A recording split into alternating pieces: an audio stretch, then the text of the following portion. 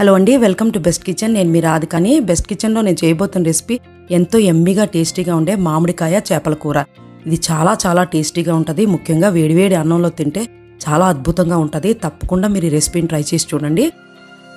ఇక్కడ నేను ఒక పెద్ద పుల్లటి మామిడికాయని వాడాను.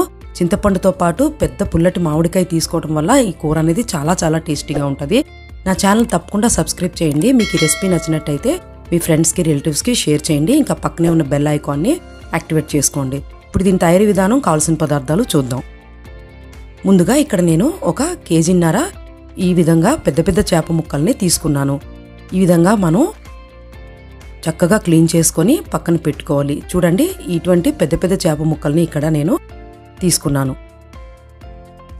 ఇప్పుడు ఇందులోకి ఒక పెద్ద సైజు పుల్లటి మామిడికాయని ఈ విధంగా పొడవుగా ముక్కల కింద కట్ చేసుకొని పెట్టుకోవాలి.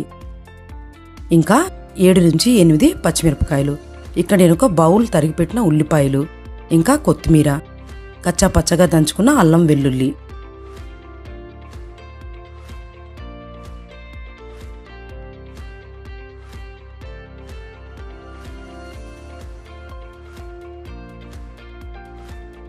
ఇప్పుడు ఇక్కడ నేను ఒక చిన్న మిక్సీ జార్ తీసుకొని ఇందులో కచ్చా పచ్చగా దంచుకున్న అల్లం వెల్లుల్లి, ఒక గుప్పెడు ఉల్లిపాయ ముక్కలు, మనం కట్ చేసి పెట్టుకున్న దాంట్లో కొంచెం ఉల్లిపాయ ముక్కలు వేసుకుంటే సరిపోతుంది.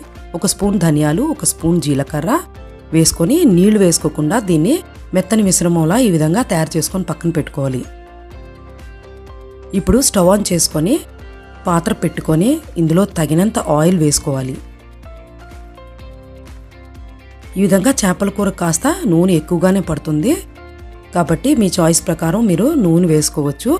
ఇప్పుడు నేను ఒక బౌల్ తీసుకొని ఇందులో ఈ చేప ముక్కల్ని నేను ట్రాన్స్ఫర్ చేసుకుంటున్నాను.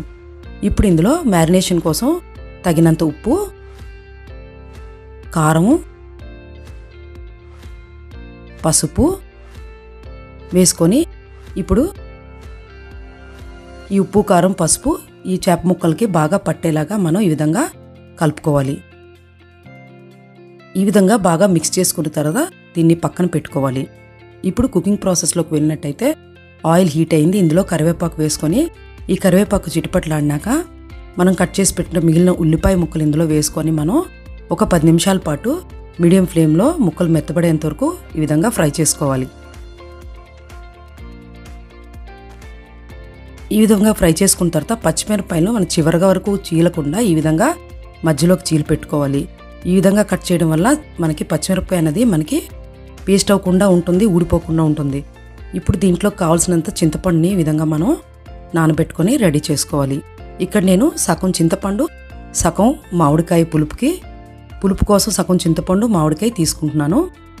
ఇప్పుడు మనం ఈ వేగిన ఉల్లిపాయల్లోనే మనం పచ్చిమిరపకాయలు వేసుకొని మరో 5 నిమిషాల పాటు ఫ్రై చేసుకోవాలి.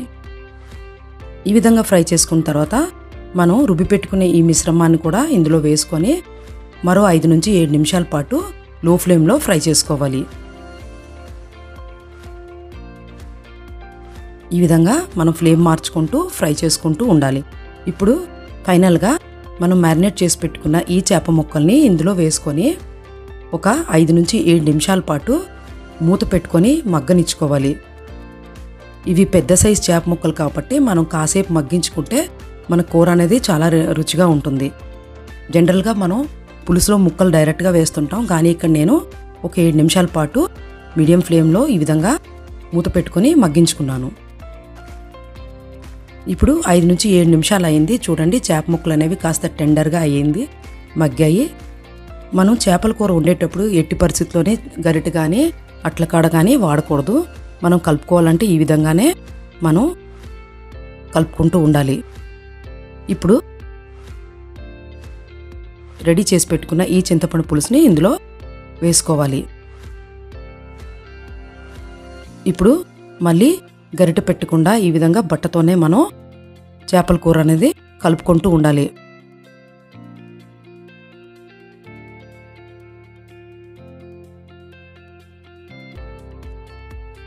ఇప్పుడు ఫైనల్గా ఇక్కడ తగినంత ఉప్పు, కారం, పసుపు వేసుకొని మరోసారి ఈ విధంగా బట్టతో పాత్రని ఇలా కలియబెడుతూ ఉండాలి. ఎట్టి పరిస్థితుల్లోనే మనం అట్ల కాడ కాబట్టి కలపకూడదండి. దానివల్ల ముక్కలు అనేవి మనకి చీలిపోతాయి, విడిపోతాయి. ఇప్పుడు ఫైనల్గా మూత పెట్టుకొని ఒక 10 నిమిషాల పాటు ఉడికించుకోవాలి. చూడండి మనకి 10 నిమిషాలు అయ్యింది. సగం పాటు 50% వరకు చేపల కూర అనేది మనకి ఉడికిపోయింది. ఇప్పుడు ఈ స్టేజ్లో మనం కట్ చేసి పెట్టుకున్న ఈ పుల్లటి మామిడికాయ ముక్కల్ని ఇందులో చేర్చుకోవాలి.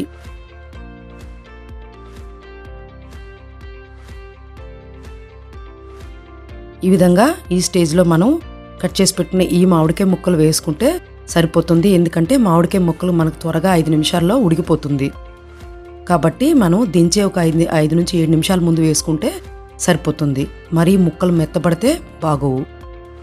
ఇప్పుడు మళ్ళీ మూత పెట్టుకొని ఒక 5 నుంచి 7 నిమిషాల పాటు ఉడికించుకుంటే సరిపోతుంది.